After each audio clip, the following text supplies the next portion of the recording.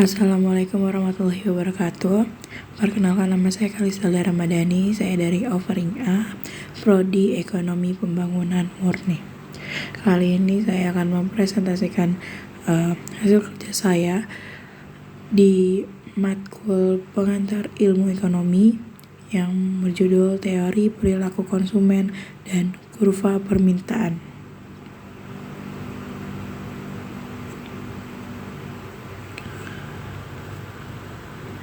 Teori perilaku konsumen. Apa sih itu perilaku konsumen?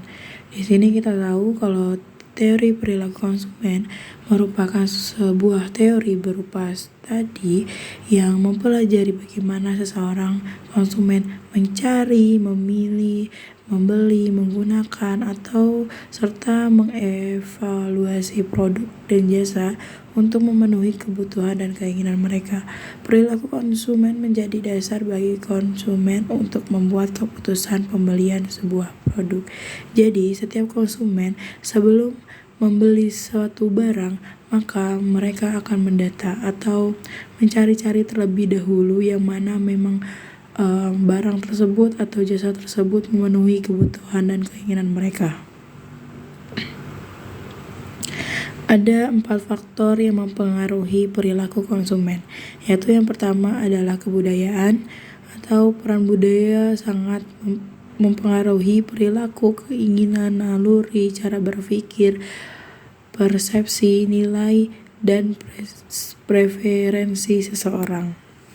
Jadi suatu kebudayaan itu berpengaruh terhadap keinginan seseorang. Seperti contohnya kebudayaan Barat saat ini sangat terkenal, maka banyak sekali barang-barang dari Barat sana yang laku terjual di pasaran.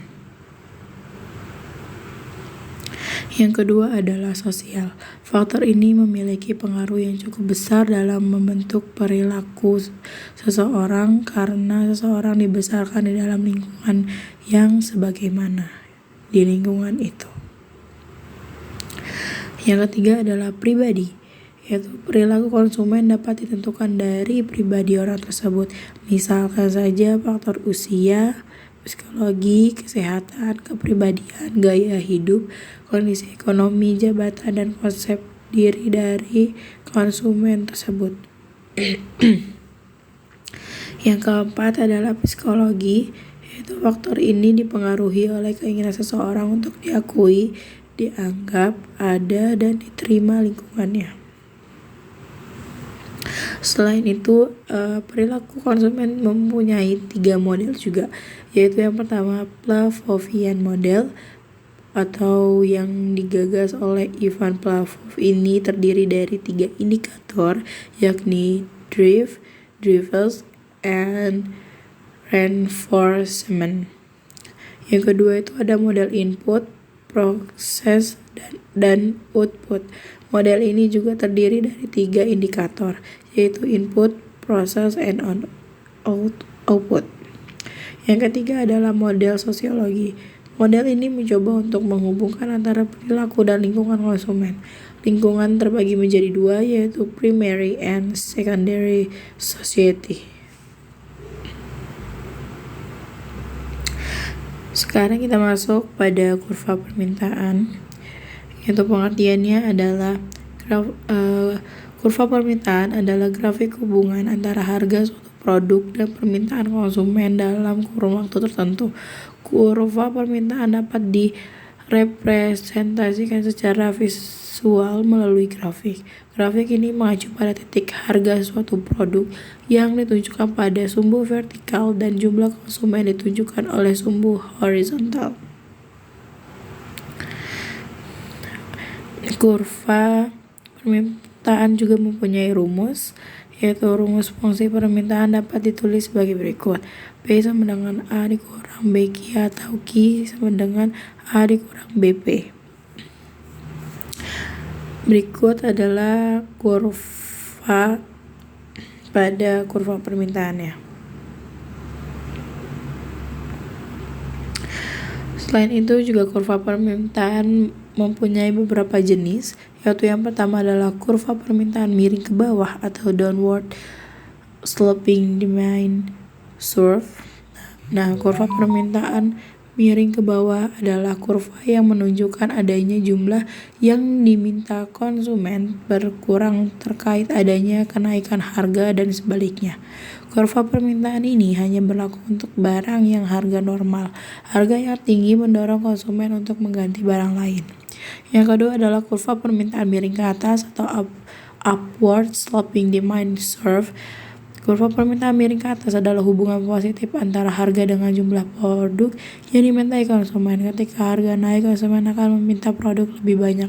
Begitu juga sebaliknya. Hal ini tentu menyalahi hukum permintaan. Contohnya nih ya, barang dengan kurva permintaan miring ke atas adalah Veblen dan Given. Yang ketiga adalah kurva permintaan tertekuk atau Kincaid demand curve. Kurva permintaan tertekuk adalah permintaan sebuah barang yang memiliki elastisitas berbeda, sehingga permintaan konsumen akan berbeda juga ketika harga naik dan turun. Kurva ini bisa ditemui di pasar oligopoli. Pada kurva permintaan tertekuk ini terdiri dari dua garis lurus. Di satu bagian, garis lurus menunjukkan permintaan konsumen yang elastis terhadap kenaikan harga barang. Di garis lurus bagian lain, permintaan inelastis atau terhadap penurunan harga barang. Ketika harga barang mengalami penurunan, permintaan konsumen terhadap barang tersebut mengalami peningkatan, tetapi hanya di persentase yang lebih rendah. Nah, di sini tuh ada jenis-jenis pergeseran kurva harga. Kurva harga pada kurva permintaan konsumen. Itu ada dua, jadi perubahan harga dan perubahan pendapatan konsumen. Pada perubahan harga, itu terjadi karena perubahan harga. Hal ini tuh mengakibatkan perubahan permintaan barang oleh konsumen. Pergeseran kurvanya tuh contohnya seperti ini.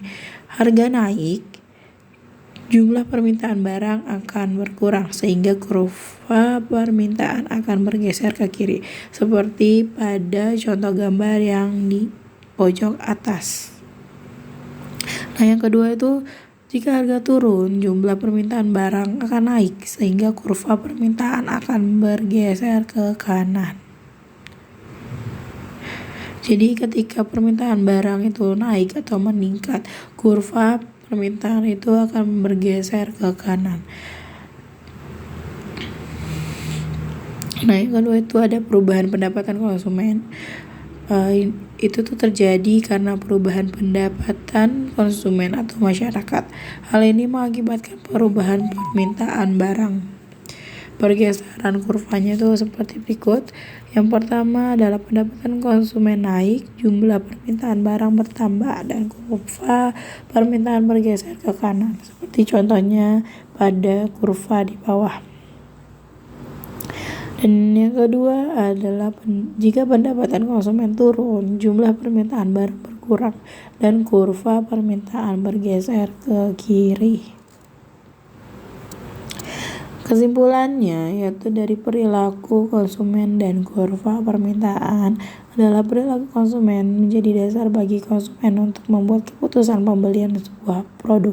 Panjangnya proses yang dilalui oleh konsumen dalam berperilaku bergantung pada jenis barang dan atau jasa yang akan dipilih.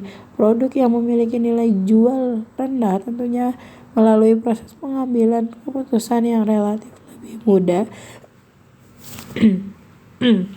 dibanding dengan produk yang bernilai jual lebih tinggi, sehingga berhubungan dengan kurva permintaan, yang artinya kurva permintaan adalah grafik atau hubungan antara harga yang diinginkan dengan barang yang dibeli secara pemilihan terlebih dahulu. Jadi kita kan sebelum membeli barang, maka kita akan mengidentifikasikan barang tersebut apakah berguna untuk kita atau enggak, apakah sesuai dengan keinginan kita, ya kan.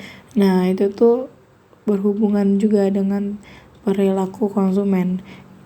Ya, perilaku konsumen itu ya perilaku sebelum membeli barang. Jadi kurva permintaannya itu proses perilaku konsumennya. Sekian dari saya, kurang lebihnya mohon maaf.